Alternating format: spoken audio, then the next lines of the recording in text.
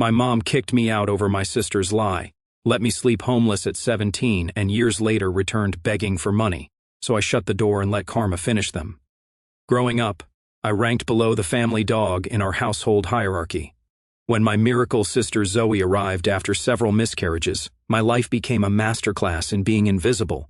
My stoic dad cried when they brought her home, while Mom whispered, "Our rainbow after the storm," like she had won the lottery. School sucked for me.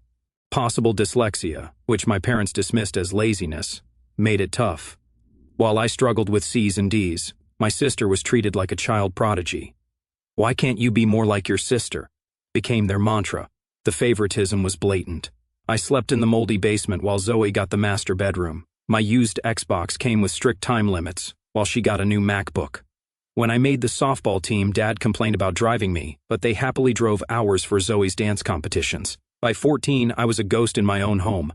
Anything I asked for, they said they could not afford it. So, I got a job at a sketchy convenience store, worked the register after school, bought my own stuff, and became self-sufficient. While my sister was groomed for an entitled princess life, I was just a tax deduction and babysitter to them. I got used to it, but it hurt deep inside. But then things got interesting at the house. I started noticing something was off with Zoe. She had started high school that fall, and something about her had changed faster than my dad's attitude when someone mentions taxes. She was sneaking out, coming home with glassy eyes, smelling like cigarettes and worse. I found a baggie of pills in our shared bathroom, tucked behind the tampons. Genius hiding spot, right? Like either of us would ever voluntarily dig around back there. When I confronted her, she just laughed it off. "Chill, Liv. They are just Adderall. Everyone takes them for tests." But I knew it was not just Adderall. I'd seen enough public service announcements to recognize oxycodone when I saw it. I was 17 then, a senior, counting down the days until graduation, until I could finally escape this hellhole, and Zoe was 16. "Zoe, this stuff is serious. Where are you even getting these?" I asked her. Honestly, she rolled her eyes with that practiced teenage disdain that only teenage girls can truly perfect. "None of your business.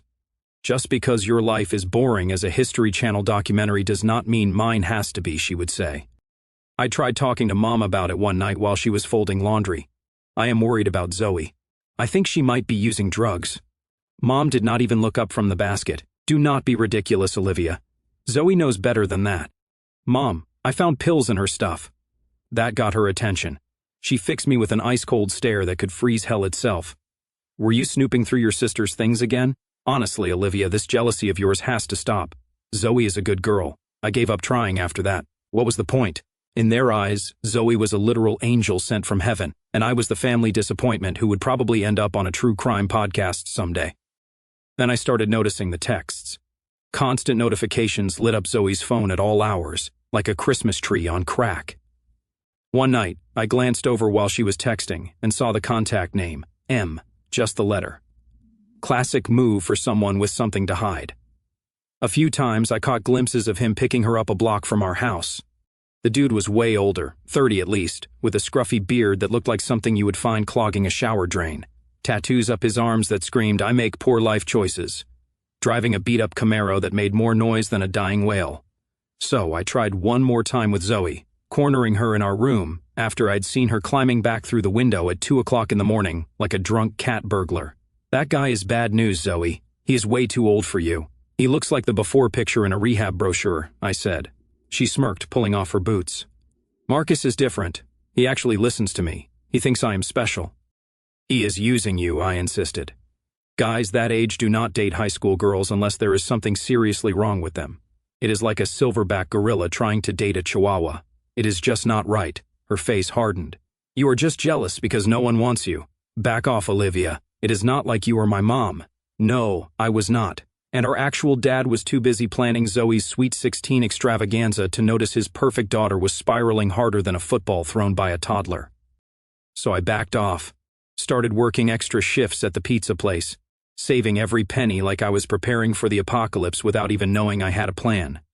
Graduate in June, move out in July, never looked back in August. I had already applied to community colleges 3 hours away. I just needed to hold on a little longer without going full Joker. But life had other plans because of course it did. I still remember the date, May 10th, 3 weeks before graduation.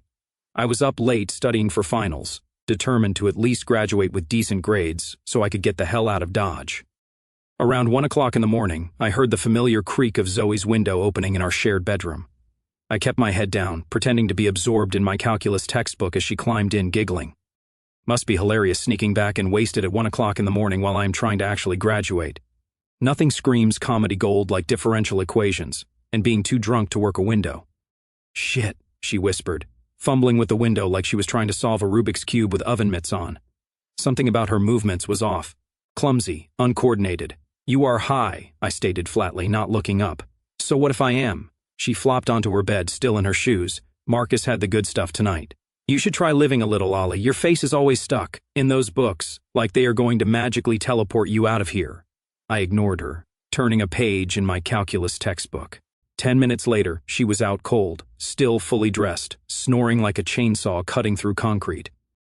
And then, I do not know what woke me up.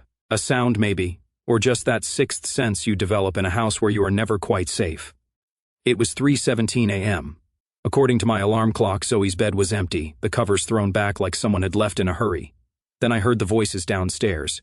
Angry, urgent whispers that turned into full-blown shouting. Dad's midnight rage special was being served. Just what I needed at 3 o'clock in the morning. Front row seats to another family meltdown. I crept to my door, cracking it open to catch the latest episode of My Family Screwed Up playing live downstairs.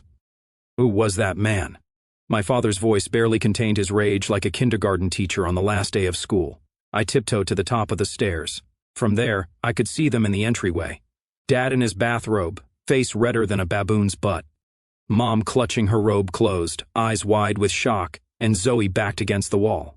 I saw him, Zoe. I saw him. Dad was shaking with fury. A grown man sneaking out of our house in the middle of the night. What the hell is going on? Zoe's eyes darted around like a cornered animal looking for escape. Then, inexplicably, they landed on the stairs. On me. Something changed in her expression, a calculation, a decision. She pointed up at me. Ask Olivia, it is her friend. The silence sucked all the air from the room. 3 pairs of eyes snapped up to me on the stairs. Dad looked ready to explode, Mom's face frozen in shock, and Zoe's eyes had that calculating look. Well, damn. Was not planning on being the midnight entertainment, but here we are, totally screwed. What is she talking about, Olivia? Mom's voice was dangerously quiet. I do not, I started, but Zoe cut me off faster than a discount surgeon removing the wrong kidney. He has been coming over for months. Marcus, he is like 30 or something. I caught them doing drugs before. I was scared to tell you. My jaw dropped so far I am surprised it did not hit the floor. What the actual hell, Zoe? That is your boyfriend. But it was too late. The seed was planted. Dad stormed up the stairs, grabbing my arm so hard it left finger-shaped bruises that lasted for weeks. You bring a drug dealer into my house around your little sister? No, Dad, she is lying. I have never. I found these in her drawer, Zoe interrupted, producing a small baggie of pills from her pocket. The same ones I had confronted her about months ago. She has been hiding them. Mom was crying now, that fake dramatic nonsense she pulled whenever she needed to make herself the center of attention. Classic Waterworks performance, right on cue. How could you, after everything we have done for you? Yeah, like what exactly?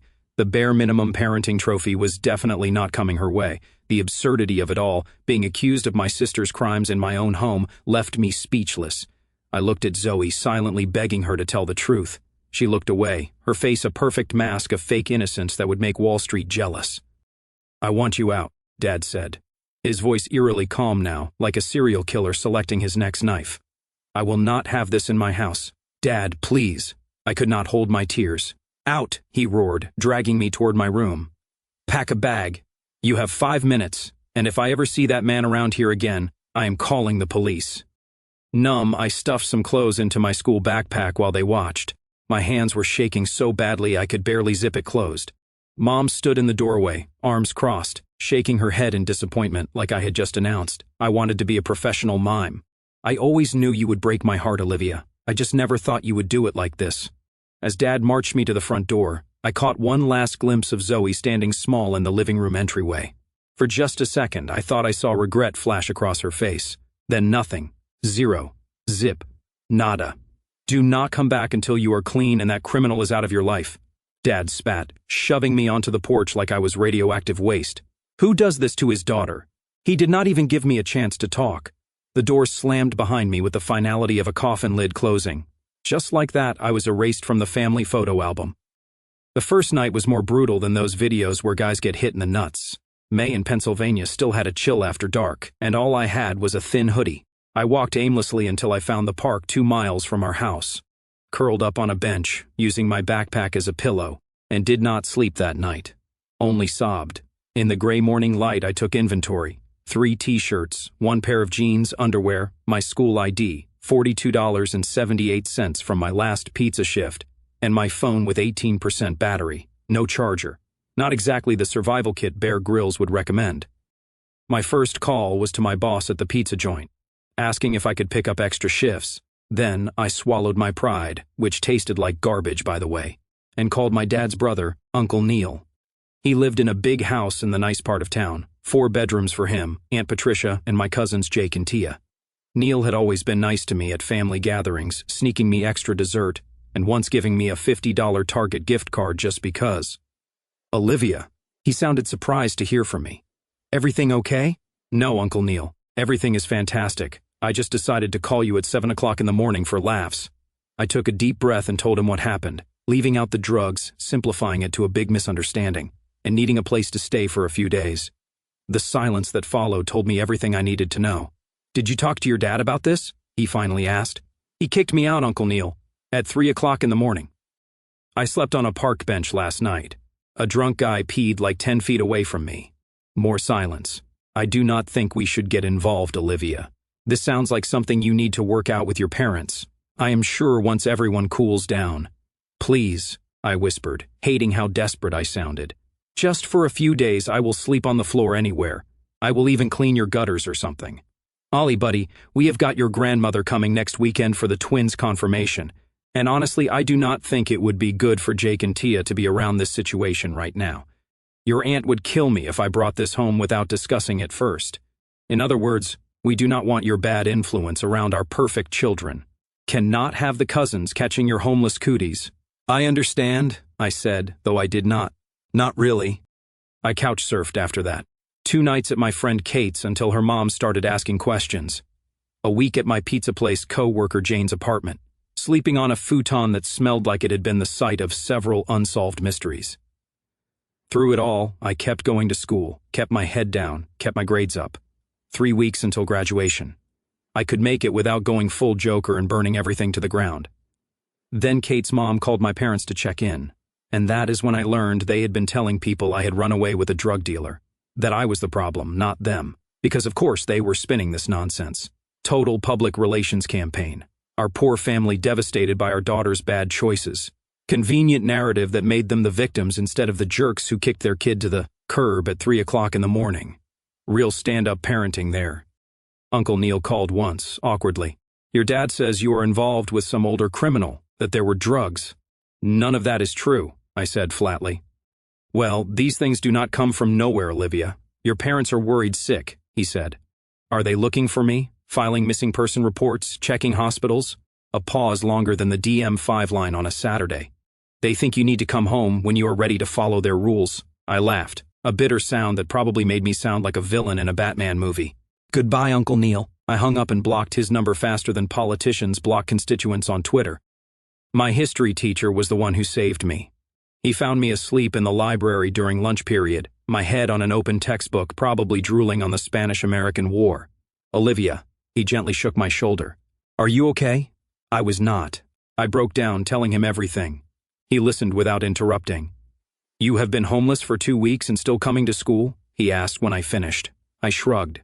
Graduation is in 9 days. I have eaten nothing but pizza crusts and vending machine snacks, but I am not missing the finish line. That night, he took me to his modest 2-bedroom house. The basement apartment is not much, he said, showing me a small room with concrete walls, a twin bed, and a mini fridge. But it is yours if you want it. $200 a month, utilities included. My wife and I never had kids, so we have got the space.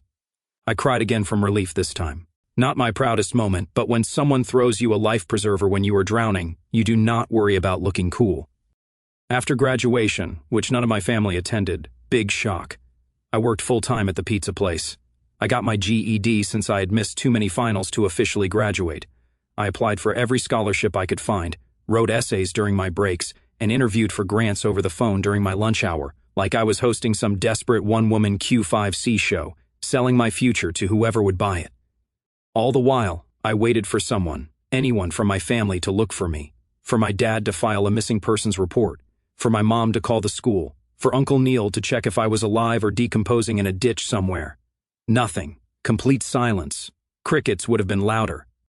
I found out later through Tia that my parents told everyone I had received a full scholarship to an elite nursing program at Johns Hopkins, one of those prestigious accelerated programs that includes a study abroad component in Sweden. A convenient lie to explain my absence. The irony was not lost on me. They had spent years telling me I was not smart enough, was not special enough, and suddenly I was their brilliant daughter pursuing her dreams of saving lives and wearing a fancy white coat. What a joke. I legally changed my name from Olivia Morgan to Olivia Reed a year later, partly for the fresh start, partly because I was afraid of them finding me someday and dragging me back to that house where I had never belonged, like going back to a prison after you have made your Shawshank escape. 7 years passed.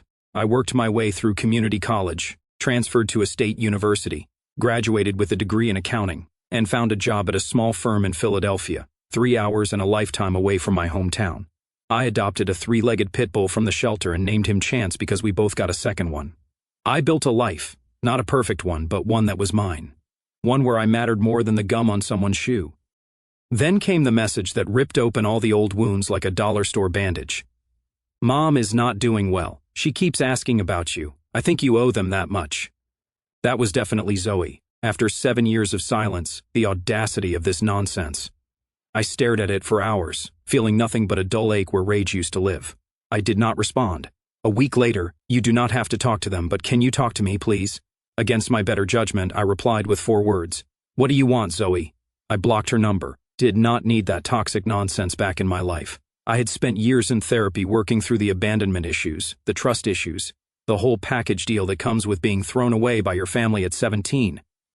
But then something even weirder happened. I got a message request from someone I did not know, a guy named Marcus Reeves. The profile picture showed a thin man with a patchy beard and hollow eyes. My stomach twisted when I opened it. You do not know me, but I dated your sister Zoe when she was 14 and I was 36. I know how messed up that sounds. I have been sober 3 years now, and I am making amends for the damage I caused. What happened to you has haunted me for years. My hands shook as I typed back. Prove you are who you say you are because this is the internet. And for all I knew, this could be some Nigerian prince wanting my bank details. The response came quickly. Screenshots of old text messages between him and Zoe. Selfies of them together in his car in what looked like a cheap motel room that probably charged by the hour. Details about their relationship that no stranger could know. I was the guy your dad saw leaving that night. Zoe panicked and blamed you. She said her parents would kill her if they found out about us, but they would believe anything bad about you. I was high and scared of getting arrested for being with a minor, so I went along with it. We kept seeing each other for almost a year after you left. He explained how he had eventually been arrested for dealing, how prison and getting clean had forced him to face the things he had done. He had found me through an old yearbook photo Zoe had shown him. I know this does not fix anything, but you should know you did not deserve what happened. It was me. I was the piece of garbage, adult who should have known better. And Zoe was the one who threw you under the bus to save herself. I sat in my apartment staring at my phone until the screen went dark.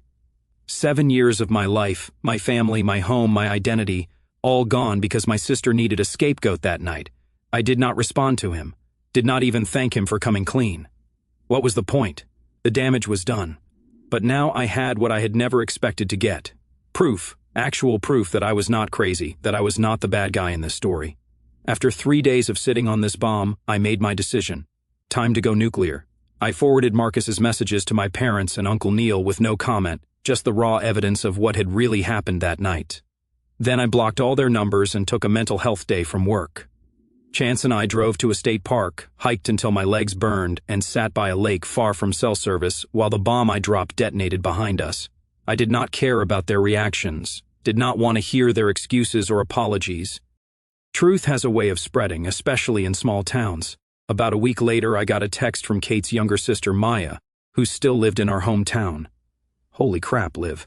The truth about what happened with you and Zoe is all over town. Your dad had some kind of breakdown at church when the pastor asked about you. Your mom is not showing her face anywhere. And Zoe, she is basically a pariah now. I did not ask for details, did not want them. But Maya kept me updated anyway. Word had spread through their church community, their friends, the small town where everyone had believed a lie about my nursing scholarship. Zoe's high school friends, now in their mid-20s with careers and families, turned on her completely. Her roommate kicked her out after hearing what she had done to her sister. Within a month, Zoe was living in her car, ghosted by nearly everyone. The boutique where she worked as an assistant manager had to let her go after multiple customers complained about having her help them. Turns out people do not want to buy overpriced scented candles from someone who framed their sister for a drug offense. It is karma, I texted back to Maya once, immediately regretting giving any response at all. Not because it was not true, but because engaging at all felt like I was being pulled back into their orbit. I did not want any connection to that life, even through gossip. Maya told me Zoe hit rock bottom 3 months after the truth came out. Her car got repossessed while she was sleeping in it. She spent 2 nights on the street before Mia spotted her at a gas station and, being a better person than any of my family members, took her in temporarily. Not out of forgiveness, but basic human decency. Zoe is staying with me, Mia texted. Thought you should know. She is a mess, but I could not just leave her on the street, unlike some people we know. She keeps saying she wants to apologize to you, but I told her to back off. Meanwhile, according to Maya, my parents left frantic voicemails before I blocked them. Uncle Neil sent a pathetic message. I should have helped you back then. I am sorry I believed them. Too little, 7 years too late to be exact. I deleted everything from Maya without responding further. Some debts can never be repaid, no matter how many I am sorry texts you send. And some relationships are better left dead and buried. I did not want reconciliation, did not want to hear Zoe's sobbing excuses or parents' justifications. The truth was out. That was enough for me to focus on myself and move on. But nearly 1 year later, what was most telling about my former family was not a single genuine attempt to reconcile, no heartfelt apology letter, no efforts to track me down. After sending that bomb of truth their way, I had expected something. At least a desperate attempt to explain themselves. Instead, radio silence. They clearly had not cared enough to swallow their pride and admit they had completely messed up until, of course, they needed something. The email from my mother came out of nowhere. Sent to the work address, listed on my LinkedIn profile. Olivia, I know we have a lot to work through, but your father is very ill. The doctors found stage 4 pancreatic cancer last month. It has advanced quickly. He may only have weeks left. He is asking for you. Please find it in your heart to come see him one last time. Mom. No apology, no acknowledgement of what they had done. Just the expectation that I would come running because blood is blood. Like being biologically related means you get unlimited. Be a complete jerk passes. I did not respond. Did not even make a draft. Just let it sit there like that weird container in the back of the fridge that everyone is afraid to open. 3 days later, another email arrived. Olivia. I do not think you understand the seriousness of the situation. Your father could be gone any day now. I know you are still angry about what happened, but holding on to resentment is not healthy. We did not know Zoe was lying. We were trying to protect our family. Please do not punish your father by denying him the chance to see you one last time. Mom. There it was. The classic family manipulation playbook, page 1. They were not wrong. They were deceived. They were not cruel. They were protective. And my refusal to play along was not a reasonable boundary. It was punishment. They could teach a master class in gaslighting. I drafted a dozen responses from coldly polite to scathingly furious, then deleted them all. What was the point? There was no combination of words that would make Rebecca understand what they had done to me. It was Zoe who finally broke through, not with a plea or a guilt trip, but with honesty. Dad is really sick, she texted. It is bad. Mom says they are going to lose the house because of medical bills. She keeps saying if you would just get over it and help out, they would not be in this mess. I know you do not owe them anything. I just thought you should know what they are really after. Then a follow-up. She asked if I knew your salary. Dad is in the hospital doped up on morphine and she is asking about your 401k just so you know exactly who they still are. I was not surprised. Of course, this was not about reconciliation or regret. It was about utility. What I could do for them, not who I was to them. It had always been that way. I was the family ATM they had forgotten the PIN to, and now they were desperately trying different combinations. The next day, a formal-looking envelope arrived at my apartment, addressed in my mother's distinctive handwriting. Inside was a letter on cream stationery, my father's shaky signature at the bottom. Olivia, I understand you are still harboring ill feelings about the past, but as I face the end of my life, I have been reflecting on what matters most, family. I know we were not perfect parents, but we gave you everything we could: food, shelter, education, all the necessities. We are in a difficult position now with these medical expenses mounting. Your mother will be left with significant debt after I am gone. As my daughter, I am asking you to help shoulder this burden. It would bring me peace in my final days to know your mother will be taken care of. Your father, Daniel. No, I am sorry for throwing you out at 17. No, I am sorry for believing Zoe over you. No, I am sorry for never looking for you. Just entitlement dressed up as fatherly concern, like putting a bow tie on a turd and calling it formal wear. That night, I composed a brief email while drinking coffee and watching Chance chase his tail. I will not be visiting or providing financial assistance. I learned to survive without parents at 17. I am sure you will figure it out too. Olivia Reed. I sent it, then blocked the email address faster than an ex on social media after a bad breakup. 2 days later, Uncle Neil showed up at my apartment like a door-to-door salesman nobody asked for. I had not given him my address, which meant he had gone to significant effort to find me. I would have been impressed if I was not so pissed. You should not be here, I said, not inviting him in. Chance growled softly behind me. Good girl sensing bad vibes. Olivia, please, your father is dying, I know. Mom made that very clear in her fundraising pitch. What is she doing, setting up a GoFundMe? Help save a jerk who threw his daughter out? He winced. It is not like that. Did you know they kicked me out at 3 o'clock in the morning? That I slept on a park bench that first night? That I called you begging for help and you turned me away because God forbid your perfect kids might learn that life is not always fair? He looked embarrassed. I thought they were telling the truth. I thought you were mixed up with drugs and that older man, and you never once questioned why they did not file a missing persons report. Why they told everyone I was at some fictional nursing program abroad. Why no one had heard from me in 7 years. You should have. I know that now. He ran a hand through his graying hair. But your dad is still your dad, Liv. Whatever his mistakes, I laughed. A hollow sound that made Chance tilt her head in confusion. Number 1, a dad protects his kid. A dad gives his kid the benefit of the doubt. A dad looks for his kid when she goes missing. Daniel did none of those things. He is just a man who contributed DNA. A sperm donor with a mortgage. He is asking for you. He is asking for my money, I corrected, and the answer is no. I do not know if you have noticed, but dying does not automatically make someone a good person. Hitler died too, but we do not send him birthday cards. I closed the door gently but firmly in his face, resisting the urge to slam it like a teenager. Chance patted over and licked my hand. A better family member than any of my blood relatives had ever been. The next day, I got a text from an unknown number. Zoe using a friend's phone. Dad died an hour ago. Thought you should know. I stared at the message for a long time, waiting for grief or guilt or something to hit me. All I felt was a strange, quiet relief, like the final thread connecting me to my old life had been severed. I was finally free. I did not attend the funeral, did not send flowers, did not call my mother, did not share any sappy rest in peace dad posts on social media. I ordered pizza, watched a movie, and took Chance for an extra long walk. Just a normal day because that is all his death meant to me. Nothing special. 3 weeks later, I got a letter from a law firm representing my mother, demanding I contribute to my father's outstanding medical bills as his surviving heir. I forwarded it to my company's legal department, who sent back a tersely worded response that basically translated to, "Go away or we will bury you in restraining orders faster than you can say estranged." The last I heard about my former family came 6 months later through a text from Maya. My mother had been forced to sell the house and move into a small apartment where she complained constantly about the neighbors' cooking smells.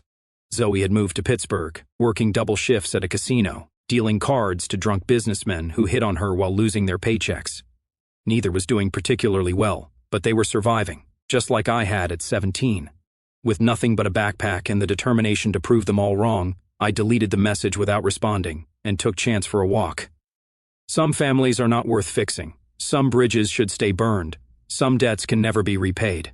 I have got my own life now, a good job, a cool apartment, an awesome 3-legged dog that is more loyal than my entire bloodline put together, and a partner who actually cares about me. I have made my own family of people who choose to love me, not people who are obligated by DNA. And honestly, the ultimate revenge is not setting fire to their lives, though watching karma do that was pretty satisfying. The ultimate power move is walking away and never looking back, building a life so good they can see what they missed out on, but never letting them be part of it. Sometimes the best revenge is just living well and letting others rot in the mess they created. And if there is a lesson in all this mess, family is not about blood. It is about who gives a damn when you are sleeping on a park bench. Remember that before you throw someone away, because some people, when you throw them away, do not come crawling back. We just keep walking.